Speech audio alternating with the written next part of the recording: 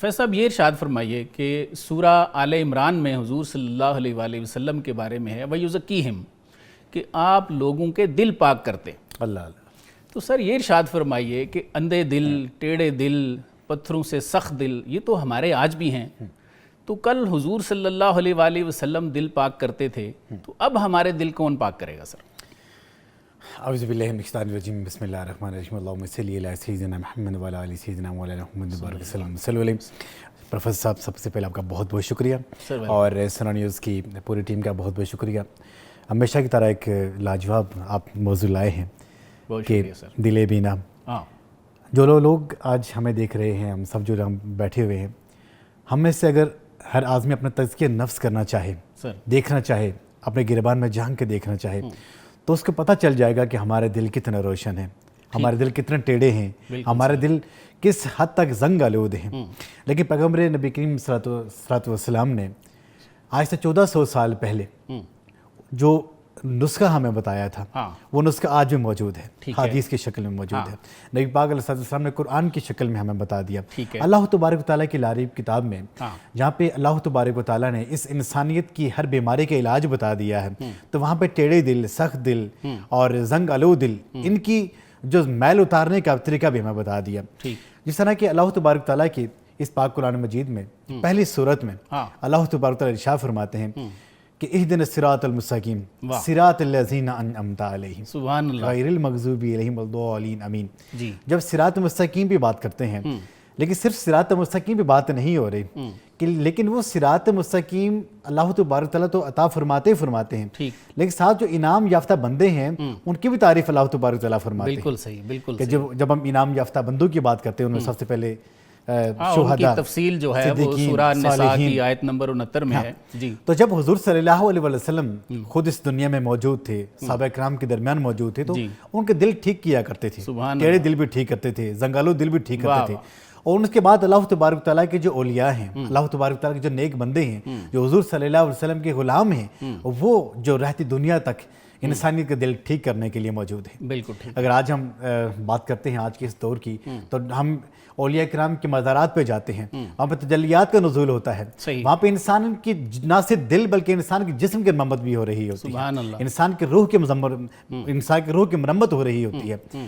ہم دیکھنے میں تو ایک وہاں پہ خود بیٹھے رہتے ہیں، لیکن اصل جو بیمار ہمارا جسم نہیں ہوتا، اصل بیمار ہمارا روح ہوتا ہے۔ صحیح۔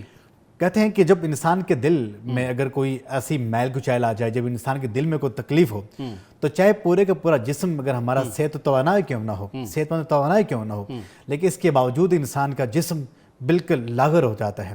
آخر کیونکہ تکلیف کہاں پہ آپ کے دل میں ہے؟ اور اگر یہاں پہ سوال یہ پیدا ہوتا ہے پروفیسر صاحب کی دل میں تکلیف کیوں ہے؟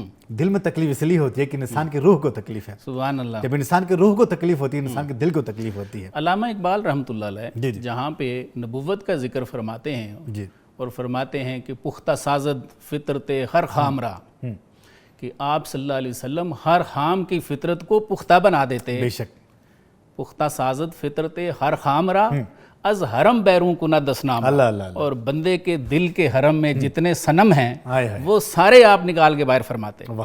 آگے فرماتے من نمی دانم چیفسو می کند، کہ مجھے تو سمجھ ہی نہیں آتی کہ کرتے کیا ہیں، روح را در تن دیگر گوں می کند۔ حضور صلی اللہ علیہ وسلم تو روح کو دیگر گوں کر دیتے ہیں، اس کو بدل کے رکھ دیتے ہیں۔ تو پیغمبر جو ہیں ان میں بھی علم نشرح لک صدرک کا نور ہے، ایسے ہی ہے۔ بے شک ہے۔ تو ان تین گروہوں کو آگے جن کا ذکر سورہ نساء کی آیت نمبر 69 میں ہے، انعم اللہ علیہم من النبیین والصدیقین والشہداء والصالحین وحسن اولئک رفیقا۔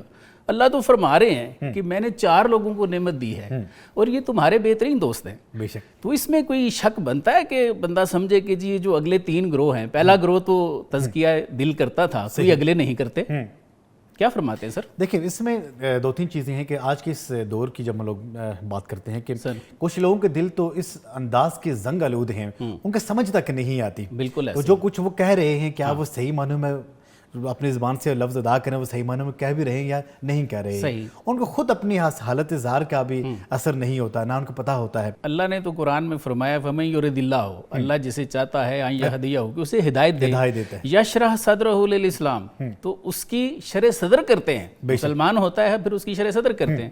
پھر خود ہی فرمایا سورہ زمر میں افمن شرح اللہ صدرہ للاسلام فہو علی نور من ربہ، کہ جس کی ہم شرح صدر فرماتے ہیں وہ ہماری طرف سے صاحب نور ہو جاتا ہے۔ حضور صلی اللہ علیہ وآلہ وسلم نے بھی فرمایا اتقوا فراست المومن ینظر بنور اللہ، کہ مومن کی فراست سے ڈرنا، وہ تو اللہ کے نور سے دیکھتا ہے۔ بے شک۔ تو موٹی سی بات جو سمجھ آتی ہے وہ یہ ہے کہ جس کا دل دیکھتا ہے اس کا دل ٹھیک ہے، ٹھیک ہے، اور جس کا دیکھتا نہیں ہے یا اس کا ٹیڑھا ہے، یا اس کا غافل ہے، یا اس کا دل اندھا ہے، یا پتھروں سے بھی زیادہ سخت ہے، تو کسی کے پاس جائے گا تو پتہ چلے گا۔ لیکن جب ہم جانے کی بات کرتے ہیں آپ کے اس دور میں، کچھ ایسے بھی یہاں پہ نام نہاد قسم کے سکالرز ہیں جو ہمارے جو اسلاف ہیں ان کے کیچڑ اچھالتے ہیں۔ ارے ان کو یہ نہیں پتا کہ جب ان کا خود سے دل اگر وہاں پہ زنگ آلود ہے، دل ٹیڑھا ہے، تو ان ہستیوں کی بات کرتے ہیں، کس منہ سے بات کرتے ہیں کہ جن ہستیوں کو رب کریم نے اتنی انوارات، تجلیات کا اس وقت نزول کیا، اور آج دیکھتے ہیں کہ ان کے دربار میں لاکھوں نے کے کروڑوں کے اعتبار سے لوگ وہاں پہ جاتے ہیں، حاضریاں دیتے ہیں، اور ان کے دل وہاں پہ مرمت ہوتے ہیں۔ اس سے ہمیں یہ پتہ چلتا ہے کہ جو ہمارے اسلاف جو جس راہ پہ چلے ہیں، یہ انبیاء علیہ السلام کا پیشہ، جو حضور صلی اللہ علیہ وسلم سے محبت کا پیشہ، حضور صلی اللہ علیہ وسلم کے دل میں پیار بسا کے وہ آج چلے ہیں، جس کی وجہ سے وہ آج اس دنیا میں ہم سب کے لیے مشعل لے رہا ہے۔ بالکل ایسا۔